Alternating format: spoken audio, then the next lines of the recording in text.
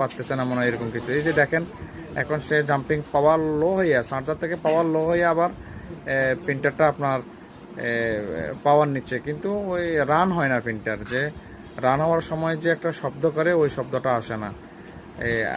এরপর আমি যদি একবারে ইলেকট্রিসিটি অফ করে দিই, কিছুক্ষণ পর আবার ইলেকট্রিসিটি দিই, তখন সে 2-3টা প্রিন্ট নেয় আর কি। ওই প্রিন্ট নেওয়ার সময় প্রথমটা ক্লিয়ার হয়, বাকিগুলো আস্তে আস্তে ঝাপসা হয়ে যায়।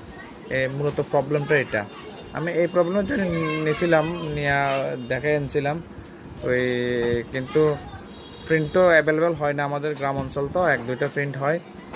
তখন প্রবলেমটা আমি ফেস করি না। যখন আমি ওই অনেকগুলো কাজ করতে বসি তখন আমি এই জিনিসগুলো ফেস করি আর কি।